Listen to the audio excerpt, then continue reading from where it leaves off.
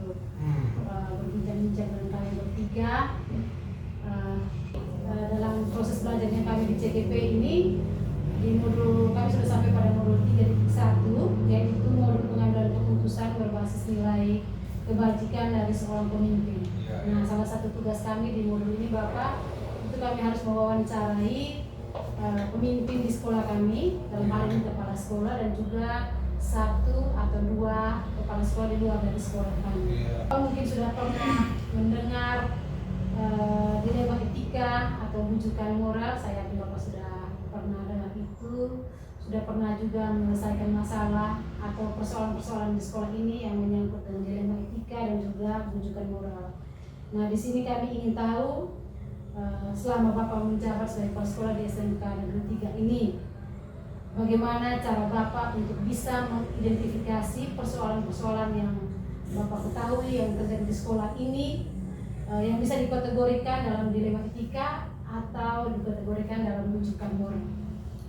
Oke, baik, terima kasih untuk pertanyaan yang bagus, yaitu tentang dilema etika dan bujukan moral. Mengambil keputusan berdasarkan nilai-nilai moral, di mana nanti kita akan diperhadapkan pada situasi antara dua masalah atau 2 hal itu sama-sama baik, kemudian yang kita sebut dilema etika, dan yang satu baik, yang satu kurang baik, atau kita sebut bujukan moral. Nah, oleh karena itu dalam pengambilan keputusan yang kami lakukan di sekolah kita ini, yang pertama, kalau pengalaman saya itu terkait dengan masalah misalnya PPDB misalnya. Di dalam PPDB kita harus memutuskan untuk menerima orang dengan nilai akademis yang baik, tetapi mungkin punya kemampuan ekonomi yang rendah, ataukah kita harus memilih orang yang mempunyai kemampuan akademis yang cukup, tetapi kemampuan finansialnya besar. Nah, kita akan diperhadapkan pada pertanyaan etika, apakah lebih baik kita mengejar standar akademik atau kita membantu sekolah dengan standar dukungan keuangan atau finansial. Nah, itu perlu kita mengambil keputusan yang bijak. Di antara keduanya kita memperhatikan keduanya. Kalau tidak, nanti dukungan finansial yang diberikan karena kita hanya mengharapkan akademis. Sedangkan kalau kita hanya mengharapkan akademis, sedangkan kalau finansialnya kita lewatkan. Kalau kita finansial yang kita utamakan, uang banyak tapi anak-anak yang ada ini kan ya standarnya kurang bagus, sehingga sekolah nanti akan menghadapi di mana visi sekolah, yaitu sekolah yang berprestasi, itu tidak mungkin akan tercapai karena kita mengejarnya di keduanya. Mungkin itu tentang apa? Tentang PPDB. Kalau mungkin tentang situasi di mana misalnya yang kedua, misalnya sekolah kita memiliki dana yang relatif terbatas dengan berbagai macam tuntutan.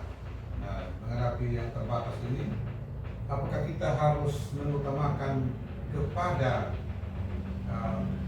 proses pembelajaran, mengutamakan pada proses pembelajaran, pada proses penilaian, atau kita mengutamakan fisik?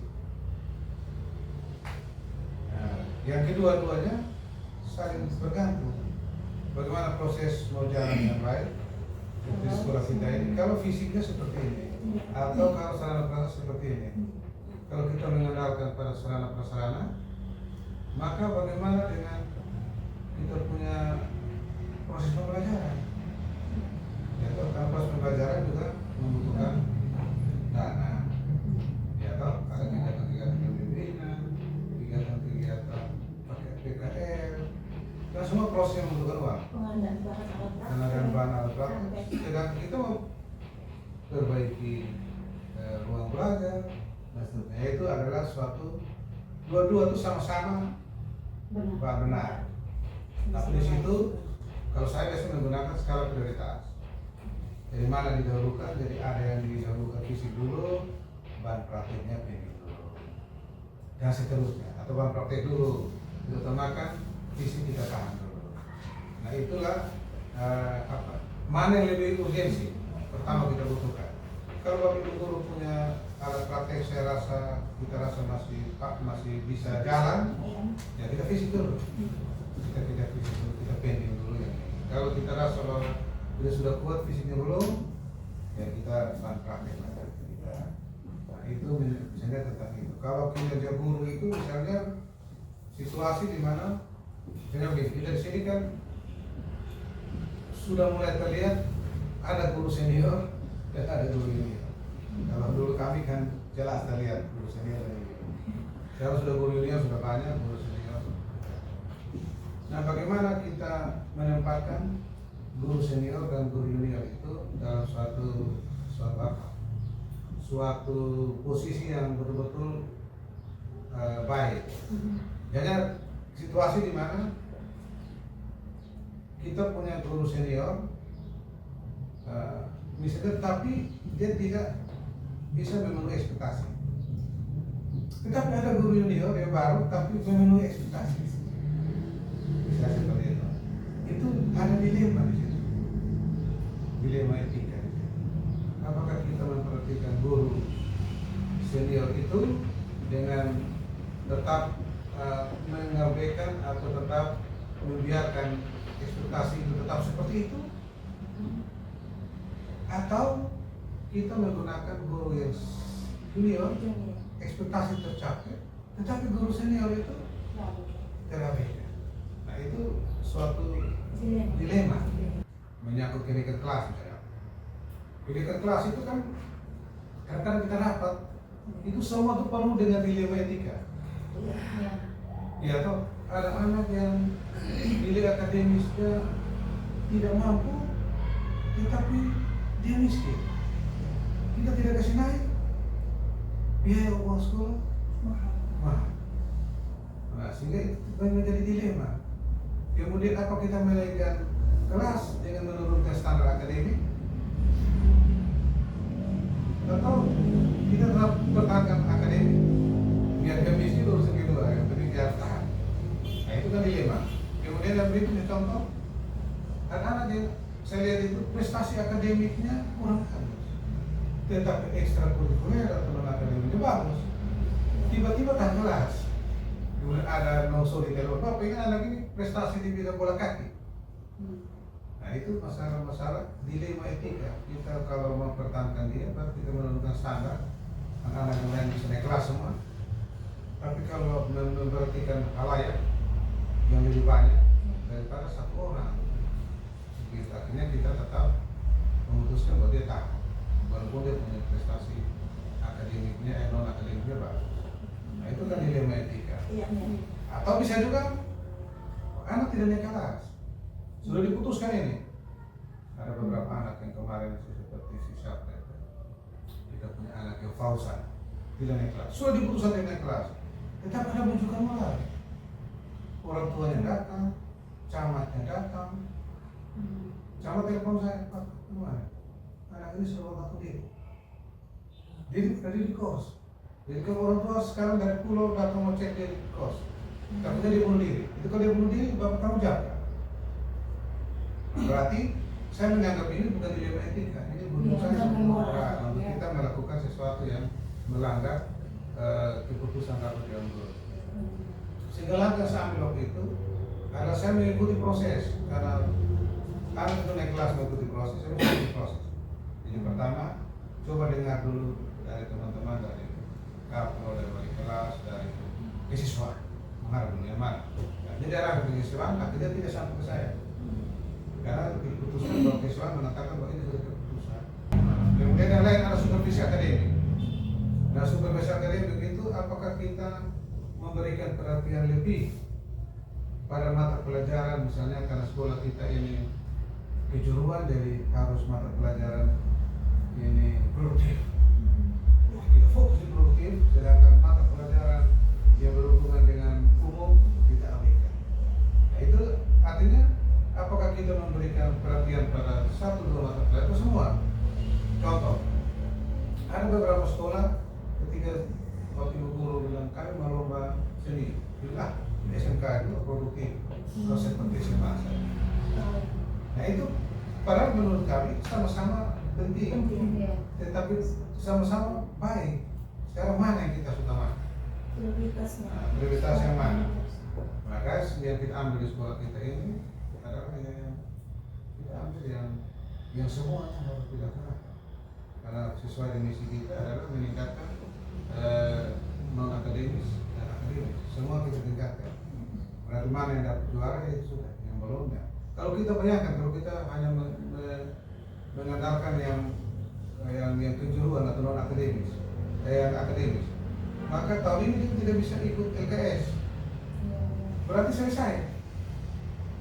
Tetapi kalau kita juga ada non akademisnya, ada ekstrakurikuler, hari ini kita bisa juara karate, bisa ikut FLSN, O2SN, dan seterusnya. Nah, jadi itu kita meningkatkan semua aspek, karena satu aspek dan aspek yang lain saling mendukung. Contoh, kalau kita juara FLSN atau juara karate, itu meningkatkan semangat semua orang yang ada di sekolah. Bukan hanya guru berbatik aktif saja. Guru kejuruan juga senang. Malah ada yang bilang, selamat ya, profesi ya, puji Tuhan, dan segala macam. Itu bukan kejuruan. Di situ tidak ada dikotomi lagi antara kejuruan, ya kan? Nah, tapi ketika kita sehingga teman-teman, sehingga kalau ada pembiayaan misalnya, wih, mereka ke sana siapkan dana 35 juta, kami kejuruan masih di pending, ya kita harus memahami bahwa itu perlu dana terbatas, jadi kita perlu Baik Bapak, jadi saya mengambil kesimpulan, koreksi saya kalau saya salah, bahwa di pertanyaan tadi mengidentifikasi kasus-kasus yang apakah yang termasuk dalam etika atau kedudukan moral itu dilihat dari dua sisi. Kalau dalam etika berarti antara satu kondisi di dua sisi benar dan benar yang sama-sama benar, hanya tinggal sisi prioritas mana yang diperlukan, maka itu harus diambil. Kalau bujukan moral itu berarti kita tahu bahwa satu sisi sudah salah. Berarti benar-benar bahwa pengambilan keputusan tetap dilakukan dengan, kalau berdasarkan yang tadi Bapak sudah menjawabnya, contoh yang tadi yang sesuai dengan naik kelas tadi, tetap kita mengambil keputusan sesuai dengan keputusan rapat, karena memang itu adalah keputusan dalam guru. Dan kita tahu bahwa kalau kita menaikkan anak ini ke kelas berikutnya juga tetap merupakan satu hal yang salah. Walaupun terdapat banyak bujukan moral dari luar, tetap kita pertahankan dengan aturan dan standar yang ada di sekolah. Begini, bagaimana Bapak menjalankan pengambilan keputusan di sekolah, terutama untuk kasus-kasus di mana ada dua kepentingan yang sama-sama benar, atau yang kedua kepentingan ini memiliki nilai kebajikan yang ada di dalamnya. Nah, posisinya ya seperti kita sebutkan dilema etika lah, karena dia posisi sama. Jadi yang pertama itu, kalau saya biasanya menanyakan dulu masalah untuk menjadi jelas. Jadi identifikasi masalah dengan jelas. Jadi termasuk semua pihak yang terlibat dalam masalah itu. Jadi pihak-pihak yang terlibat kita duduk bersama, kemudian kita mengidentifikasi masalah dengan jelas. Nah, karena kalau duduk masing-masing baru mengidentifikasi, nanti bisa bias masing-masing dengan versinya sendiri. Jadi kita identifikasi masalah, kemudian yang berikut kita mengidentifikasi dampak. Dampaknya nanti bagaimana? Dampak terhadap proses keputusan yang akan diambil ini pasti ada dampak yang kita harus ambil, kita harus pikul, ya atau yang setiap keputusan. Kemudian yang berikut adalah kita harus mendapatkan informasi-informasi itu yang relevan dengan tugas yang ada di sekolah. Jangan sampai informasi-informasi yang diberikan itu berhubungan dengan hal-hal yang di luar sekolah. Jadi kita identifikasi masalah itu ada 3 pokok tadi. Nah, jadi kita identifikasi apakah masalah ini melibatkan banyak pihak yang kita hubungkan mereka. Kemudian kedua, apakah ada potensi ke depan atau potensialnya bagaimana dampak dari keputusan ini. Kemudian yang berikut adalah tentang kita pahami dulu tentang informasi-informasi ini relevan atau tidak. Kalau tidak relevan, biasanya saya abaikan. Oke, tidak. Yang relevan saja kita pakai. Karena informasi kalau namanya kita di sekolah ini semua akan relevan. Tapi kita harus tentukan yang relevan itu yang mana. Oh ini tidak relevan. Ini mungkin hanya subjektif saja. Contoh yang kurang relevan itu contohnya kenapa uang saya lebih kecil dari uang dia, itu kan tidak relevan. Karena itu dia yang berhubungan dengan masalah besar kecilnya honor. Ya, jadi kita kesampingkan dulu. Yang kita tekankan tuh nilainya. Nilainya pertama, apakah honor itu siswa tidak ada aturan? Kan begitu. Nah, jadi bukan karena besar kecil. Ya kalau memang besar ya silakan. Karena itu sesuai dengan aturan atau tidak. Nah itu.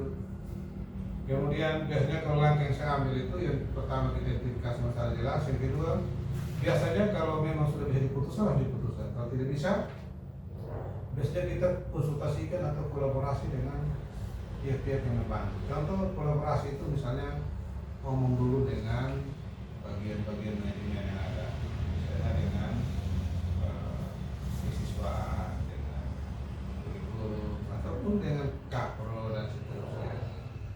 Jadi seperti kemarin kita mengalami persoalan di bendahara bos.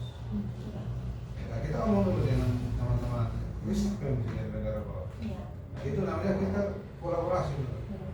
Jangan langsung kita duduk langsung, oh nanti ini ditanyakan di pertemuan.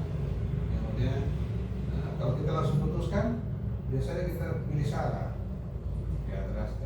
Kemudian konsultasi ke orang yang lebih paham aturan, misalnya ke atasan, ke bawah, ke GTK, ke Dikmen, kita konsultasikan.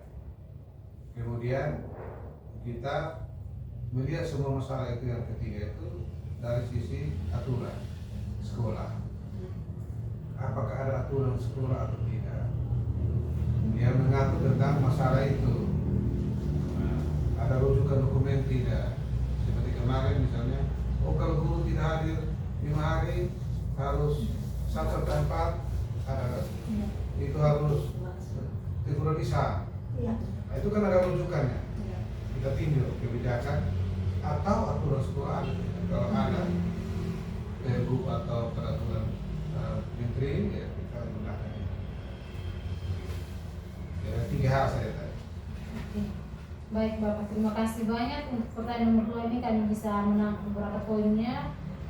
Yang pertama itu untuk menyelesaikan atau mengambil keputusan adalah beberapa langkah yang diambil. Salah satunya identifikasi masalah terlebih dahulu.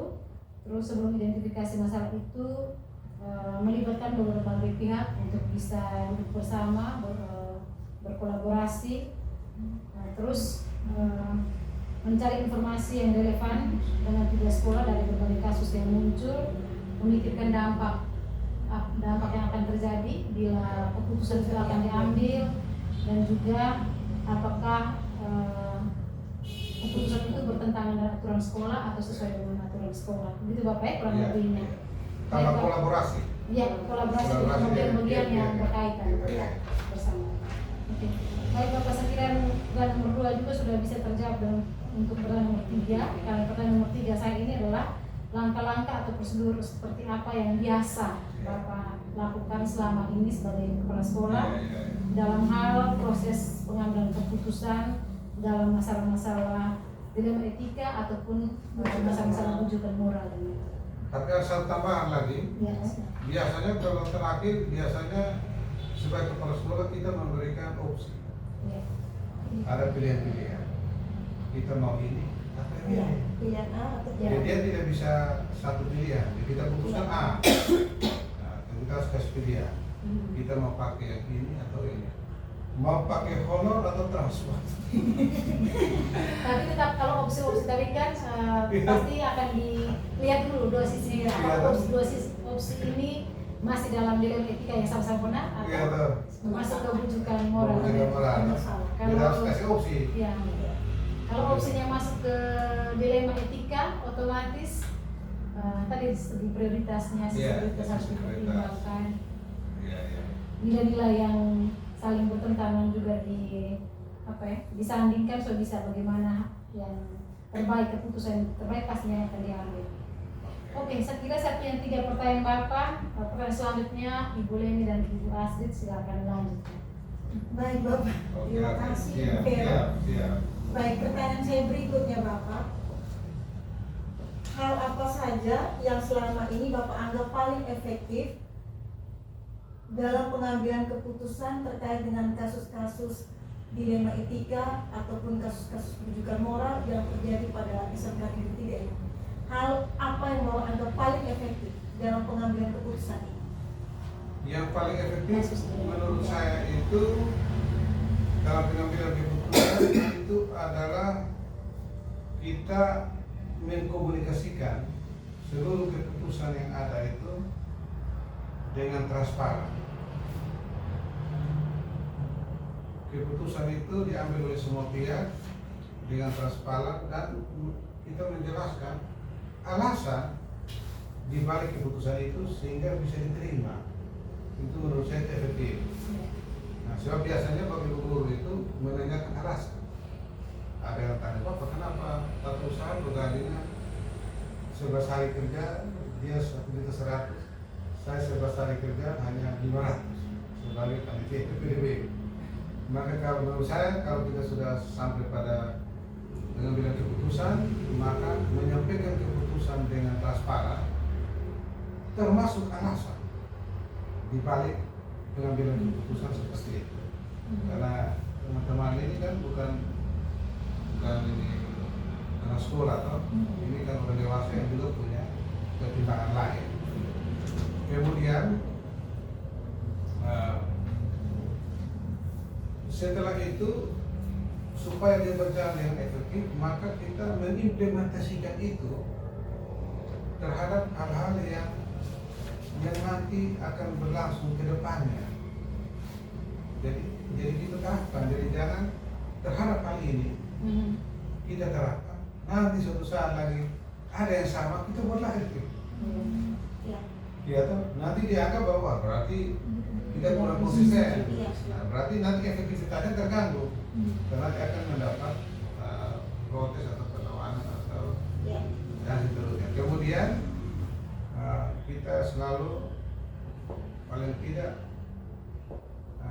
melaksanakan pengawasan. Jadi pengawasan itu bukan hanya kita tanyakan. Jadi Bapak Ibu ini perlakuannya seperti apa? Seperti tahun lalu kan?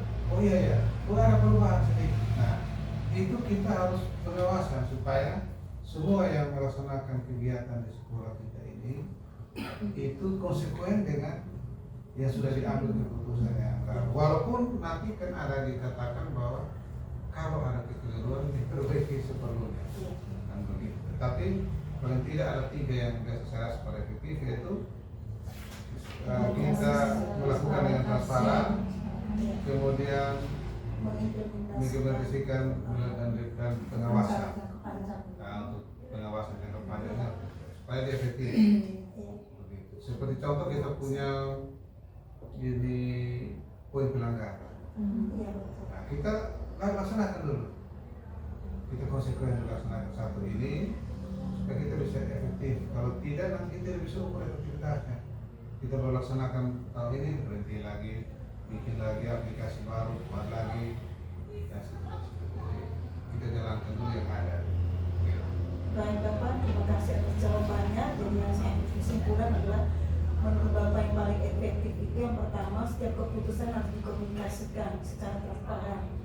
Yang kedua, keputusan-keputusan itu yang diambil secara bersama itu digunakan dengan alasan yang tepat sehingga tidak menjadi tanda tanya di kemudian hari. Iya. Yang berikutnya, bagaimana keputusan itu diimplementasikan ke depannya secara konsisten. Iya. Dan yang terakhir, setiap keputusan diambil perlu pengawasan sehingga konsisten juga ke depannya dalam pelaksanaan penerapan. Iya. Baik, oke, saya lanjut ya Bapak ya. Iya. Menurut Bapak, selama Bapak mengambil keputusan ini terkait dengan kasus-kasus dilema etika dan kasus-kasus rujukan moral yang terjadi di SMK Negeri 3 ini, apa yang menjadi tantangan terbesar Bapak selama ini sebagai seorang kepala sekolah sudah hampir 10 tahun lebih? Kalau tantangan terbesar itu adalah pengelolaan keuangan sekolah. Keuangan sekolah itu yang berhubungan dengan dana bos dan dana komite, di mana kita harus mempertimbangkan dua dana ini betul-betul efektif dan tidak ada penggunaan dana yang sama dalam satu kegiatan. Itu tantangan karena kalau dana bos itu menggunakan regulasi jelas, sedangkan dana komite itu regulasinya menggunakan Permendikbud 75 itu kita mengalami tantangannya karena keputusannya itu harus bendahara komite itu dari luar. Nah, kalau bendahara komite kita pilih dari luar, maka ketika dia lari itu tantangan. Iya. Sehingga sekarang kita belum menggunakan Permendikbud itu tantangan. Kemudian kalau dari luar, dia pasti mengelola sekolah dari luar rumah, dari luar sekolah. Karena kita di sini kan tidak ada tempat untuk dia duduk di sini.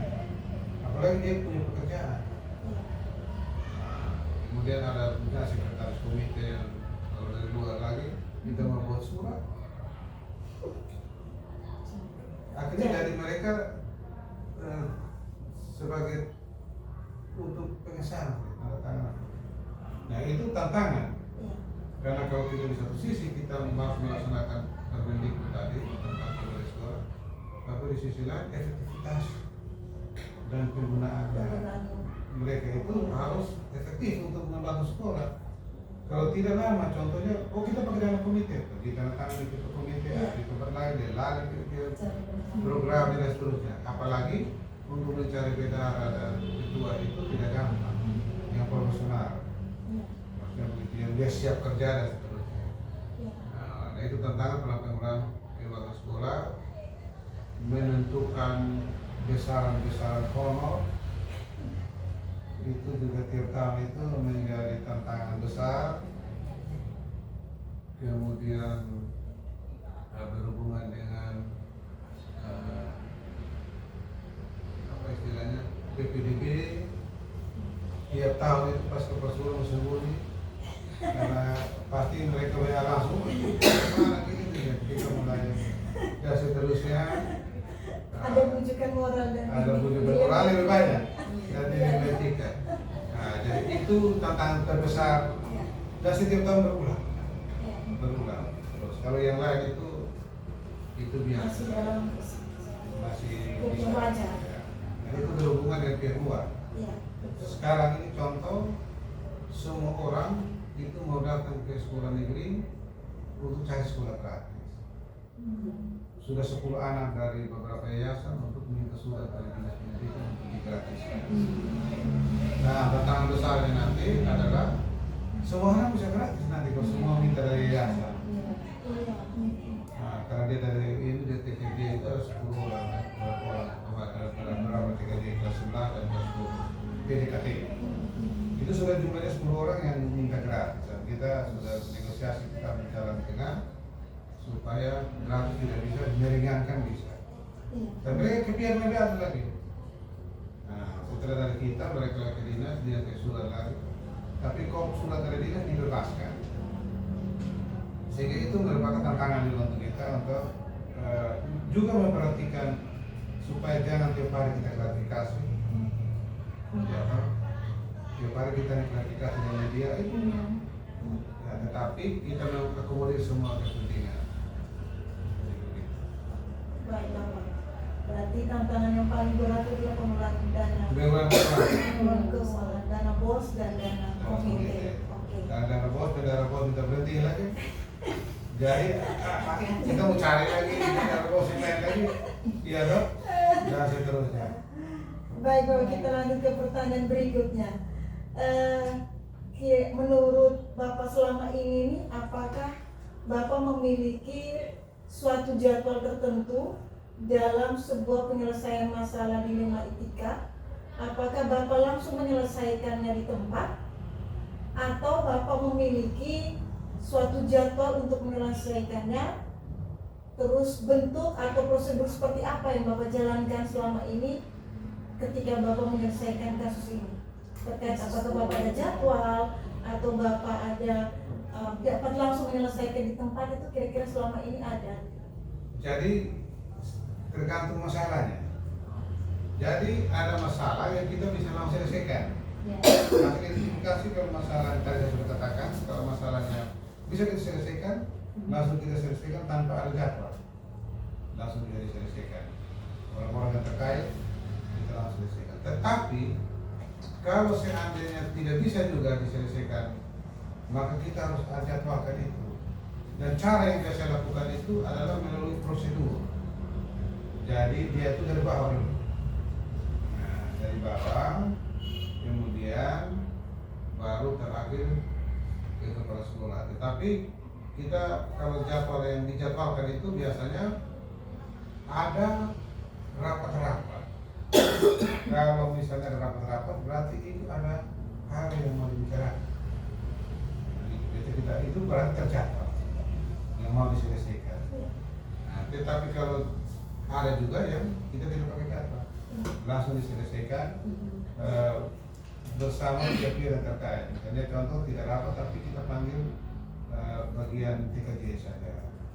Kita rapat tentang bagaimana belanja barang, atau kita ambil saja bagian tertentu LSP, bagaimana kita urus RL-nya dan seterusnya. Jadi tapi tetap terjadwal, tetapi bisa langsung diselesaikan. Baik, terima kasih. Berarti ada kasus-kasus yang bisa diselesaikan di tempat, ada kasus-kasus yang butuh penjadwalan, atau dalam hal ini diramatkan secara bersama dengan pihak-pihak terkait. Baik, itu saja dari saya Bapak. Selanjutnya saya serahkan kepada Ibu Astrid untuk pertanyaan berikutnya. Lagi dua pertanyaan. Baik Bapak, saya lanjut Bapak. Ya, silakan. Ini dalam pengambilan keputusan terkait kasus dilema etika tadi, apakah ada seseorang atau faktor-faktor yang mempermudah atau membantu Bapak dalam pengambilan keputusan tersebut? Faktor-faktor yang membantu itu yang pertama tentunya orang. Orang itu adalah staff manajemen. Kalau kita staff manajemen ini kan ada strukturnya kan? Iya. Kemudian yang kedua, kalau orang itu biasanya dari pembina, pengawas atau dari Orwas, dari Dikmen, BPK dan seterusnya. Nah, itu biasanya yang membantu, atau dari kepala sekolah yang mengalami masalah yang sama. Yang sekolah kita bisa tanyakan dan seterusnya. Yang sudah berpengalaman mengalami masalah yang sama, atau lebih senior lah. Nah, itu yang biasa kita lakukan untuk kelmen. Sedangkan kalau selain orang, biasanya yang membantu itu adalah ketersediaan aturan atau ketersediaan regulasi. Itu membantu. Kalau regulasinya ada kan gampang kita buka, sebentar kita selesaikan pakai rujukannya ini. Tapi kalau tidak ada regulasi, itu kita juga nanti akan lari ke kesepakatan. Kita dulu sepakatnya bagaimana? Seperti orang urus arisan, orang nikah. Iya kan? Kita kesepakatan. Iya kan? Karena tidak ada aturan rujukan yang kita mau pakai. Nah, kemudian di samping itu yang biasa membantu kami juga dalam menyelesaikan masalah itu adalah apa istilahnya, ini biasanya kami masuk dalam, kalau saya masuk dalam beberapa grup-grup nasional. Saya sering biasanya masuk grup biar bendahara bos ada, tapi saya masuk juga grup bendahara bos. Saya mengetahui persoalan untuk kalau ada masalah kita bisa tanya, kan kita tanya di media sosial, kan kita tanya bapak ke sekolah atau apa. Iya toh. Nah, grup-grup nasional yang terbaru itu saya ikut bergema, bergerak bersama kepala sekolah itu di nasional. Tinggal lewat mereka kita bisa mengetahui regulasi yang mereka pakai di sekolah mereka, kemudian kita bisa terapkan di sekolah walaupun dinasnya berbeda, atau mungkin juga ikut-ikut pelatihan. Jadi ikut pelatihan itu juga membantu. Begitu. Jadi pelatihan itu penting untuk menambah wawasan. Kalau tidak akan bisa membantu. Apalagi kalau pelatihan tidak ikut. Orang bilang tidak bisa untuk waktu dia tahu. Kalau jadi pelatihan tuh. Oke, baik Bapak. Jadi saya bisa kesimpulannya itu faktor itu yang membantu Bapak dalam pengambilan keputusan itu ada pihak-pihak atau orang yang bisa membantu Bapak itu manajemen, pembina, pengawas, bagian GTK. Lalu yang kedua kepala sekolah yang berpengalaman. Lalu ada rujukan. Lalu ada kesepakatan bersama, lalu masuk dalam grup-grup nasional serta mengikuti pelatihan-pelatihan.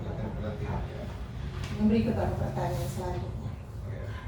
Dari semua hal yang sudah Bapak sampaikan tadi dari poin pertama sampai poin yang terakhir ini, pembelajaran apa yang bisa Bapak petik dari pengalaman ketika mengambil keputusan yang berkaitan dengan kasus dilematika ini?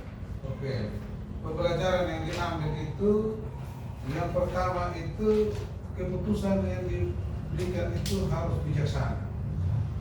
Jadi harus melihat semua aspek. Karena saya yakin keputusan itu saya tidak akan menyenangkan semua orang. Tapi paling tidak banyak untungnya. Nah itu jadi biasanya identifikasi. Kalau ini untungnya 1, 2, 3, 4, 5, ruginya 1, 2, 3. Oke, kita ambil ini saja. Ini untung lebih banyak ini. Kalau dengan konsekuensinya rugi-rugi ini bagaimana cara mengatasinya. Jadi itu yang biasanya pembelajaran untuk kita. Jadi karena kalau keputusan itu kita sudah ambil, kita harus terima resiko. Begitu. Karena keputusan itu setiap tahun, setiap semester pasti ambil keputusan. Begitu. Setiap hari juga bisa ambil keputusan. Ya karena dinamika yang ada di sekolah apalagi semakin besar kan banyak masalah kan? Semakin banyak masalah. Iya. Kita baru membangun. Cepat dalam mengambil keputusan. Baru membangun satu memang tidak masalah ini. Satu lagi saya tidak jalan-jalan. Begitu. Berarti kesimpulannya namanya keputusan pasti ada resikonya Bapak. Resiko. Lalu Sehingga sekarang bijaksana. bagaimana harus mengambil keputusan itu secara bijaksana. Bijaksana. Baik Bapak, terima kasih banyak Bapak. Bagaimana ya?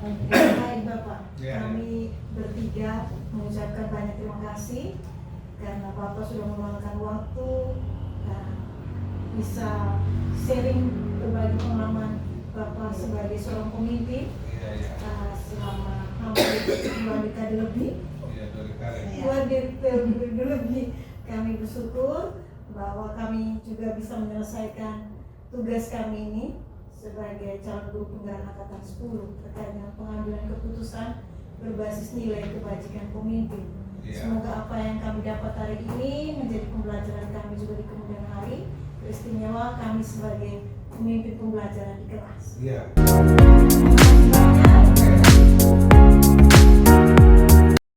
Baik Sister, selamat pagi Sister, selamat pagi Ibu. Yang pertama Sister, terima kasih sudah bersedia terima saya untuk seperti kemarin saya sampaikan hari ini kita wawancara sedikit tentang penerapan nilai kebajikan sebagai seorang pemimpin pembelajaran dalam mengambil keputusan pada kasus-kasus dilematika ataupun rujukan moral. Sister, terima kasih untuk waktu dan kesempatan untuk saya hari ini Sister. Apa kabar suster pagi ini? Puji Tuhan, kabar saya selalu baik. Selalu suster. Baik, boleh tahu suster sudah berapa lama sebagai kepala sekolah di SD Fira ini? Kalau kepala sekolah di SD, saya masuk tahun keempat. Berarti sudah cukup berpengalaman untuk menangani berbagai macam persoalan di sekolah ya. Oke. Baik, suster, ini tugas saya. Saya adalah seorang CGP, calon guru penggerak. Ini kami sudah belajar sampai di modul yang ketiga ini, dan ini salah satu tugas saya harus mewawancarai 2 sampai 3 kepala sekolah untuk bisa melihat bagaimana para bapak ibu kepala sekolah, suster ibu kepala sekolah menangani persoalan-persoalan di sekolah. Nah, suster sudah 4 tahun, berarti sudah berpengalaman sekali untuk menyelesaikan persoalan ini. Saya ingin tahu bagaimana cara suster untuk mengidentifikasi kasus-kasus yang digolongkan ke etika moral, dilema etika atau kebujukan moral. Jadi baik Ibu, terima kasih juga atas kepercayaannya ya. Jadi saya menjawab pertanyaan Ibu tadi, bagaimana saya mengidentifikasi masalahnya. Yang pertama, saya melihat dari sudut pandang moral dan hukum. Apabila kasus tersebut melanggar hukum, maka sudah tentunya bahwa lawan benar lawan salah. Namun jika masih bisa dikatakan benar lawan benar, masalah tersebut adalah dilema etika. Oh, ya. Berarti kalau bujukan moral, berarti itu sudah ada pelanggaran hukumnya. Oke. Pelanggaran hukumnya, bujukan moral. Kalau tidak ada pelanggaran hukum, tetap bisa dilihat dari sisi benar dan benar. Kalau misalnya dari sisi bidang etika, dari posisi benar dan benar, bagaimana cara suster untuk menjalankan pengambilan keputusan di sekolahnya pada kasus-kasus yang dilema etika, pada kasus yang sama-sama benar ini. Ini kita sudah masuk ke pertanyaan. Jadi selama ini yang pertama ya selalu melakukan identifikasi dulu kasus dari berbagai sudut pandang ya gue, kemudian menimbang secara matang mana yang paling benar dan keputusan tersebut menguntungkan kedua belah pihak. Intinya bahwa tidak merugikan. Baik suster, terima kasih. Artinya bahwa dalam pengambilan keputusan dilema etika ini pastinya harus identifikasi masalah secara mendalam, baru bisa bagaimana caranya untuk keduanya sama-sama diuntungkan ya dari pihak kedua yang bermasalah ini, dua pihak yang bermasalah. Baik suster, langkah-langkah atau prosedur seperti apa saja yang biasa suster lakukan selama ini, selama tugas di sekolah, selama menangani dilema etika? Jadi untuk mengatasi suatu masalah tentunya harus ada prosedurnya gue. Yang paling pertama itu ya sama menentukan dulu kira-kira apa penyebabnya, dari masalah tersebut, terus menentukan siapa yang terlibat di dalamnya, menanyakan orang-orang yang terdekatnya yang masih berkaitan dengan masalah tadi, terus berkolaborasi dengan warga sekolah dengan membuat beberapa solusi keputusan. Yang terakhir itu ya setelah membuat beberapa solusi, saya juga menimbang lagi dari berbagai sudut pandang sebelum memutuskan itu sebagai satu solusi. Berarti ini sambil menimbang dari berbagai jenis sudut pandang, ada penyebabnya, ada keterlibatan siapa di dalamnya, terus ada kolaborasi untuk mencari solusinya. Oke, baik suster, terima kasih banyak untuk video pertanyaan awal ini. Kita lanjut ke yang berikutnya. Hal-hal apa saja yang selama ini suster anggap sangat efektif dalam pengambilan keputusan pada kasus-kasus dilema etika? Kalau yang efektif selama ini ya menganalisis kasus itu ya gue, kemudian menentukan solusinya, menyesuaikan dengan peraturan dan norma yang berlaku, serta mengedepankan kepentingan umum. Ya, artinya solusi tersebut bermanfaat bagi banyak pihak. Intinya bahwa tidak merugikan ya kedua pihak. Artinya di sana harus ada aturan yang sebagai panduan dari pengambilan keputusan. Baik, hal-hal apa saja yang selama ini merupakan tantangan dalam pengambilan keputusan pada kasus-kasus dilema etika ini? Tantangan. Ya.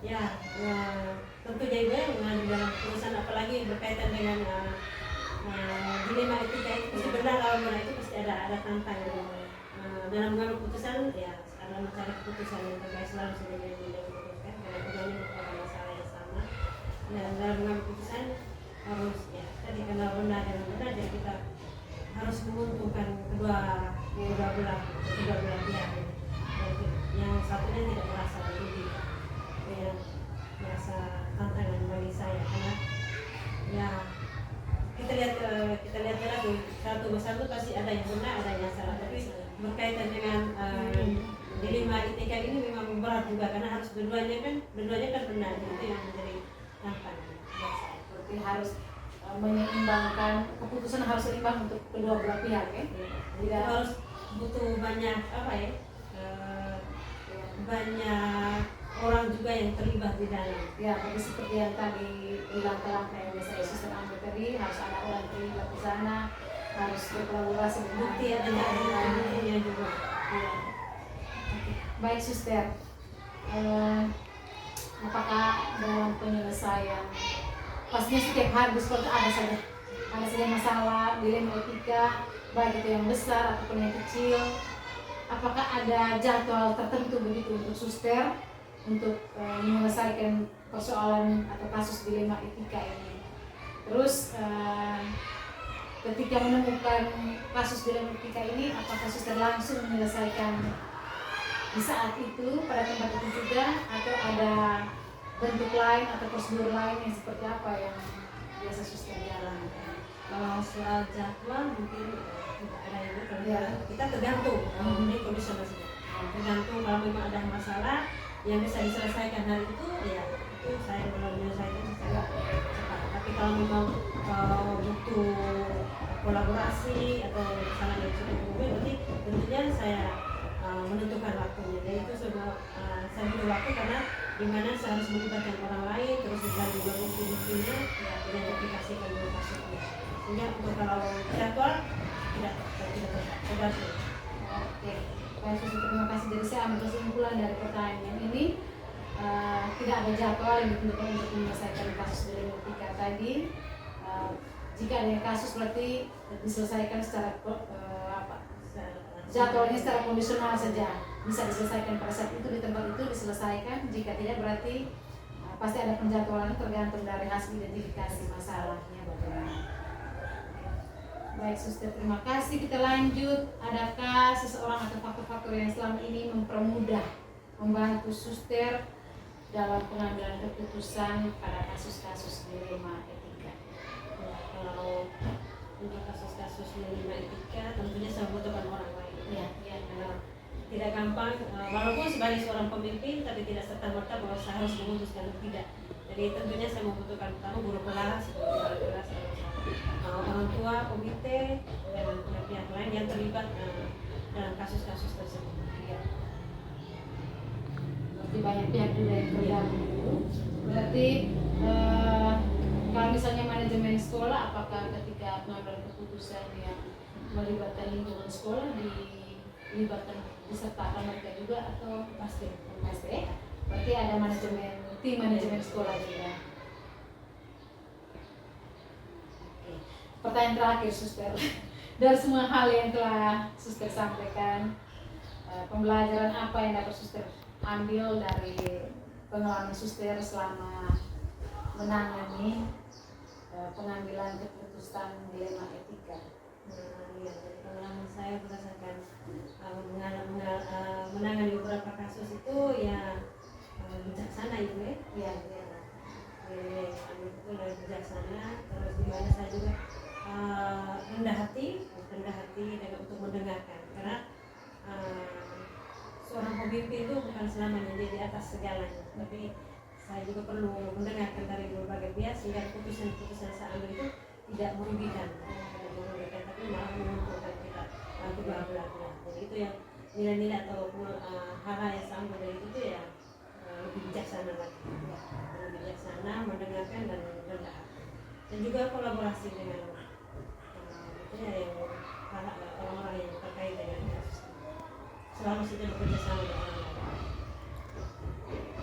Baik, terima kasih banyak Suster untuk beberapa pertanyaan wawancara ini kita sudah selesaikan. Mungkin dari perbincangan kita singkat ini saya bisa mengambil kesimpulan bahwa kalau dilema etika itu berarti sesuatu yang masih bisa diselesaikan tergantung dari jenis permasalahannya, yang di dalamnya bisa dikatakan bahwa tidak ada yang salah, tetapi kedua-dua pihak itu dinyatakan benar, hanya pertimbangannya mana sisi prioritasnya. Ya. Kalau yang rujukan moral itu berarti sudah ada pelanggaran hukumnya dan itu tetap kita harus mengatakan no ya, tidak bilang itu. Oke, baik Suster, terima kasih. Mungkin 10 menit 20 menit waktunya ini saya sangat berterima kasih sekali. Suster sudah membantu saya. Semoga hal-hal baik yang kita perbincangkan hari ini bisa membantu Suster untuk terus menjadi pemimpin yang bijaksana, yang rendah hati dalam lingkungan Suster. Juga semoga wawancara kita pagi ini bisa memberi saya inspirasi. Siapa tahu suatu saat atau selama sekarang saya jadi guru sebagai seorang pemimpin pembelajaran, semoga saya bisa menerapkan hal-hal baik dari Suster ini, atau hal-hal baik ini bisa menginspirasi dalam pekerjaan saya sebagai guru. Terima kasih banyak Suster untuk waktu dan kesempatan. Saya juga terima kasih kepada Ibu buat saya.